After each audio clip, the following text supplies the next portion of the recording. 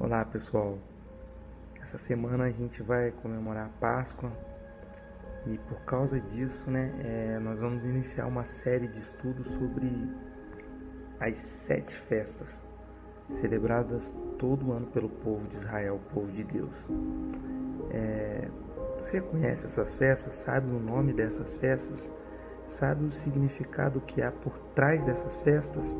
Se sua resposta for não, é uma boa oportunidade então para você aprender.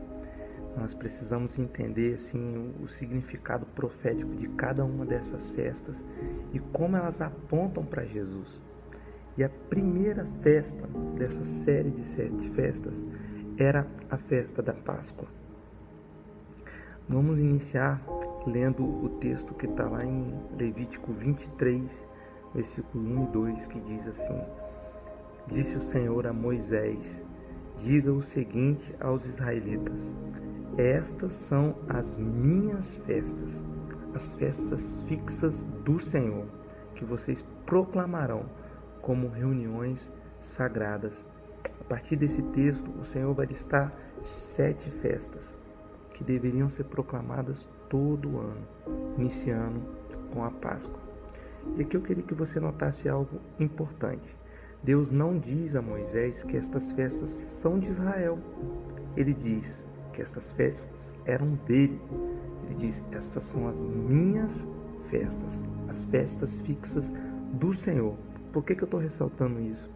Porque a ideia de que essas festas são apenas restritas para Israel podem dificultar um pouco o entendimento da igreja, do significado profético que está por trás dessas festas.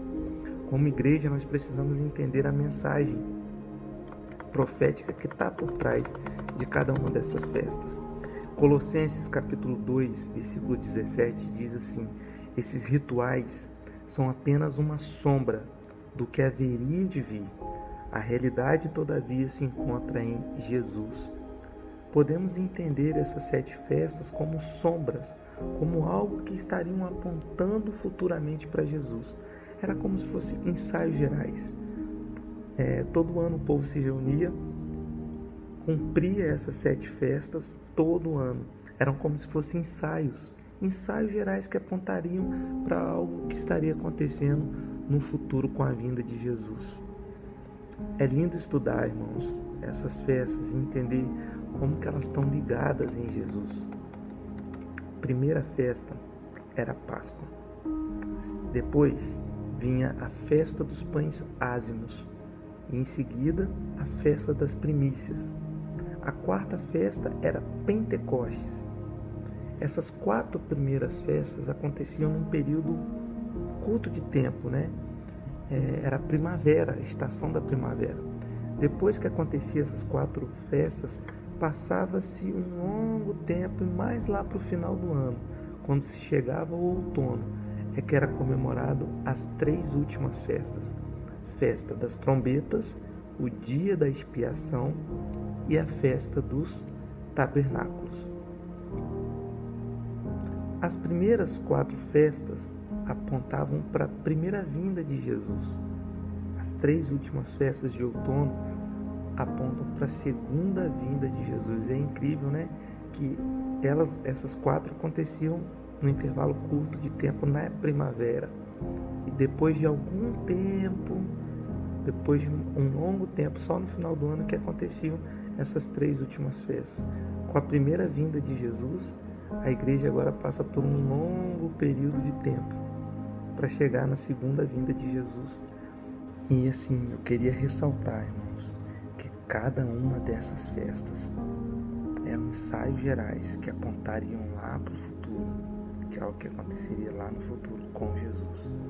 As 3 primeiras festas, Páscoa, pães ázimos e primícias, vão falar da morte, do sepultamento e da ressurreição de Jesus.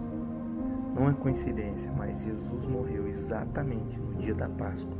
Ele foi sepultado exatamente no dia da festa dos pães ázimos e ressuscitou exatamente na festa das primícias. Mas uma coisa de cada vez. A gente vai começar a falar hoje só da primeira festa, a festa da Páscoa. E assim, a festa da Páscoa, ela recordava eventos passados, né? Quando o povo de Israel foi liberto do Egito. Naquele dia da libertação deles, eles teriam que sacrificar um cordeiro sem mácula, não podia ter mancha, pegar o sangue daquele cordeiro e passar nos umbrais da porta. E aí a família se reunia para uma ceia, para uma janta, onde eles assavam a carne desse cordeiro e ali eles alimentavam, adoravam o Senhor. E foi isso que aconteceu quando eles saíram do Egito.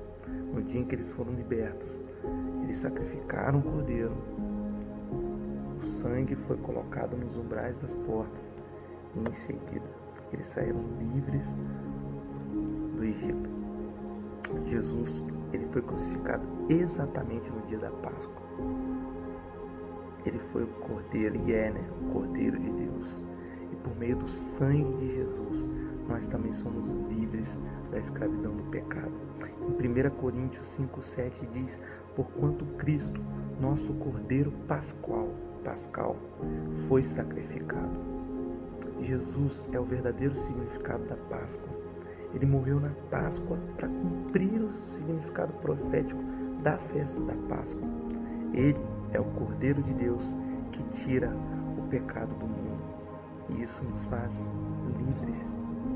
Da mesma forma que o sangue do Cordeiro marcava as portas dos israelitas, o sangue de Jesus também nos marca. Aleluia. Somos do Senhor. Mas eu quero te levar agora para a última ceia de Jesus com os discípulos, que aconteceu no dia da Páscoa. É importante que você saiba que o dia do judeu é um pouco diferente do nosso. Nosso dia começa à meia-noite. O judeu, até hoje, o dia dele começa às 6 da tarde. Na época de Jesus começava às 6 da tarde. Era a viração do dia. Então, momentos antes da sua morte, já havia nessa ceia, às 18 horas, virado o dia, já começou a festa da Páscoa. Jesus reúne os seus discípulos para então tomar a ceia, participar da ceia pascal. Ele disse lá em Lucas 22,15: desejei ansiosamente comer esta Páscoa com vocês antes de sofrer. Já era o dia da Páscoa. Jesus estava ceando com os discípulos. Naquela mesma noite ele seria entregue para ser julgado. E meio-dia ele seria morto e morreu na Páscoa. Naquela ceia, Jesus repartiu o pão e o vinho com eles, mas estava faltando algo ali que era comum na ceia da Páscoa. Cordeiro. Tinha pão, vinho, mas onde estava o cordeiro? Eles comiam um cordeiro assado na Páscoa. Era assim desde a época que eles foram libertos do Egito. Não havia cordeiro ali naquele dia, porque Jesus estava ali representando aquele cordeiro. O cordeiro que ia ser imolado, o cordeiro que ia ser sacrificado naquele mesmo dia da Páscoa. Jesus é o Cordeiro de Deus. Ele é o Cordeiro da nossa Páscoa, que nos torna livres do Egito, livres do império das trevas. Ele cumpriu o significado da primeira festa da Páscoa. Aleluia.